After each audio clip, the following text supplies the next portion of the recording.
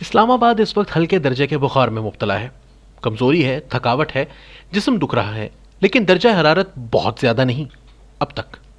یہ بہت ہی تھکا دینے والا عمل ہے سب کے لیے. حکومت اپنی ہی خراب کارکردگی کے بوجھ تلے دب رہی ہے، باوجود اس کے کہ خراب کارکردگی پر ہونے والی تنقید کو دبانے کے لیے مخالفین پر الزامات کا شور بڑھا دیا گیا ہے. یہ ہاتھ ہلانے سے زیادہ زبان ہلانا آسان سمجھتی ہے. اس کا چلتے رہنا ہی اس کے خیال میں اس کی جیت ہے. یہی پیمانہ ہے. اپوزیشن فیصلہ لینے میں اپنے تذبذب کے بوجھ تلے دب رہی ہے، باوجود اس کے کہ اپنے تذبذب اور بدنظمی کو چھپانے کے لیے اس نے حکومت کو دھمکیاں تیز کر دی ہیں. اس کو ڈیل کے مبہم اشارے دینا واقعتاً ڈرامے بازی ختم کر کے ایک ڈیل کر لینے سے زیادہ آسان دکھائی دیتا ہے. جیتنے کے لیے اسے اپنا بیانیہ ترک کرنا ہوگا. یہی پیمانہ ہے. ریڈ زون میں مخالفین ایک دوسرے کے آمنے سامنے ڈھیلے ڈھالے انداز میں بس کھڑے ہیں. چاقو باہر ہیں، تلواریں بے نیام ہیں، لیکن کوئی آگے بڑھ کر پہلا وار کرنے کو تیار نہیں.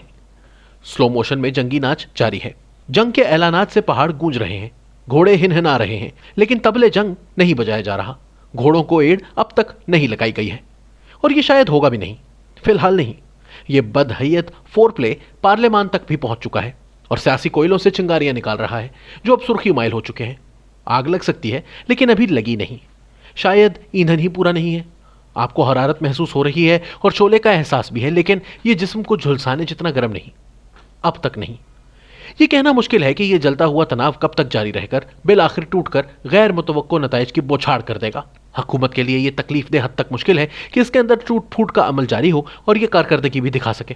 اپوزیشن کے لیے بھی یہ تکلیف دہ حد تک مشکل ہے کہ وہ ایک ایسی صورتحال میں جیدار قسم کی ایک جنگ لڑ سکے جو کہ خود اس کی حکمت عملی سے میل نہیں کھاتی. اس بے عملی اور حکمت عملی کی دوئیوں کی خاموشی کے دوران سرگوشیاں گونج رہی ہیں. طاقت کے ایوانوں میں اعتماد کے فقدان اور اس بد اعتمادی کو مزید بڑھانے میں کردار ادا کرتی غیر محتاط گفتگو کی سرگوشیاں. ریڈ زون کے اندر ہوئی نجی محفلوں میں اہم لوگوں کے بارے میں غیر محتاط گفتگو کی گئی ہے اور یہ باتیں باہر نکل گئی ہیں. ان محفلوں میں ان آپشنز پر عمل درآمد کی باتیں بھی بآواز بلند کی گئی ہیں جن پر عمل درآمد نہ ہی کرنا بہتر ہوتا ہے. ایسے الفاظ عمل میں تبدیل نہ بھی ہوں، ان کی اپنی بھی ایک اہمیت ہوتی ہے.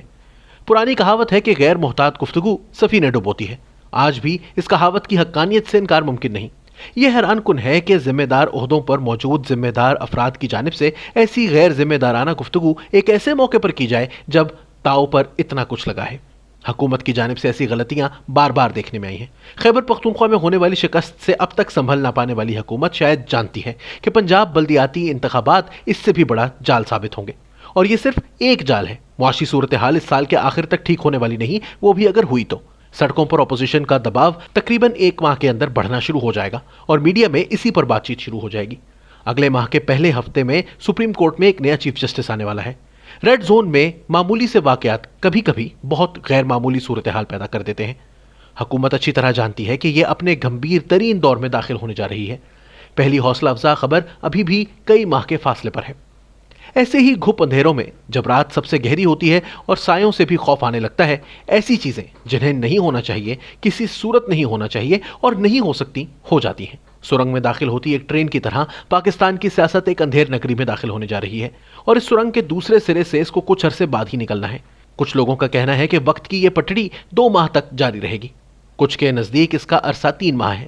لیکن سب کا اتفاق ہے کہ اگلے چند ہفتوں میں فیصلہ ہو جائے گا کہ یہ بے نیام تلواریں نرم گوشت میں پیوست ہوں گی یا واپس اپنی ٹھنڈی نیاموں میں جائیں گی. اس دوران سب لوگ اپنے اپنے کام جاری رکھے ہوئے ہیں. وہ ذرا پریس کانفرنسز میں اپنی حکومت کی کارکردگی ثابت کرنے کے لیے قائل نہ کرنے والے دلائل دینے میں مصروف ہیں، جبکہ اپوزیشن فیصلہ کرنے میں ہچکچاہٹ کی خفت مٹانے کے لیے پارلیمان میں چیخ چلا رہی ہے. عوام کو دکھانے کے لیے اپوزیشن لیڈر کے خلاف نئے کیسز بنائے جائیں گے اور عوام کو دکھانے کے لیے ہی حکومت کے خلاف ریلیاں نکالی جائیں گی. یہ میڈیا کو ایندھن دیں گی اور عوام کو تسلی، لیکن کچھ بھی ایسا نہیں ہوگا جس سے یہ نظام گر سکے. یہ بڑا عجیب وقت ہے. سب جانتے ہیں کہ آگے کیا کچھ ہو سکتا ہے، لیکن یہ کوئی نہیں بتا سکتا کہ یہ سب ہوگا یا نہیں.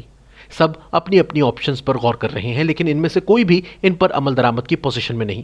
ایک ایسے وقت میں کہ جب دارالحکومت رات کے گمبھیر ترین دور میں داخل ہو رہا ہے، واضح تذبذب کے سائے ریڈ زون کے قلعوں کی دیواروں پر چھائے ہوئے ہیں.